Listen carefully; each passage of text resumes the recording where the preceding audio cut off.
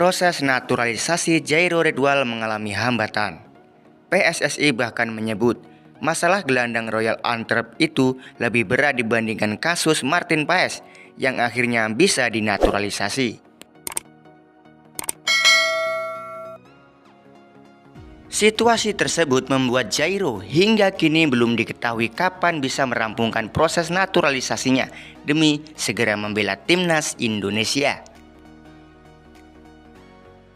Mantan gelandang Crystal Palace dan Ajax Amsterdam itu awalnya disiapkan PSSI untuk bisa tampil bareng timnas Indonesia dalam lanjutan kualifikasi Piala Dunia 2026 zona Asia pada Maret 2025. Namun, dalam proses naturalisasinya terdapat hal yang menjadi hambatan untuk menyelesaikan perubahan kewarganegaraannya sesegera mungkin.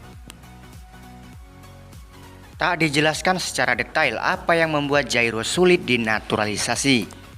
Namun, anggota Komite Eksekutif Exco PSSI Arya Sinulinga mengabarkan masalah Jairo Redwall lebih rumit daripada Martin Paes. Jairo Redwall ini prosesnya lebih berat daripada Martin Paes. Lebih berat, kata Arya Sinulinga kepada awak media. Proses perpindahan Federasi Martin Paes dari KNVB ke PSSI sempat bermasalah. Alhasil, PSSI membawa ke Pengadilan Arbitrase Olahraga atau Court of Arbitrage of Sport. Ini ketika Martin Paes membela Belanda U21 di ajang kualifikasi Euro U21 pada 15 November 2020 lalu, ketika usianya sudah menginjak 22 tahun.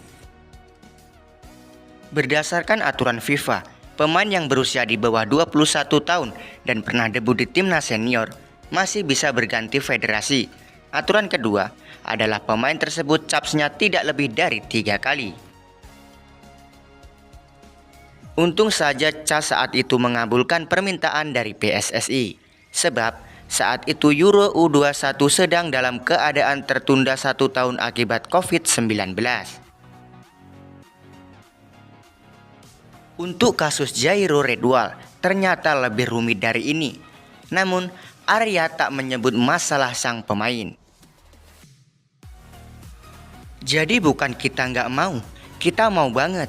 Tapi ada masalah di sana. Secara administrasi lebih berat daripada Martin Paes, pungkas Arya Sinulinga. Itulah topik Gibah Bola hari ini. Sampai jumpa di topik Gibah Bola berikutnya.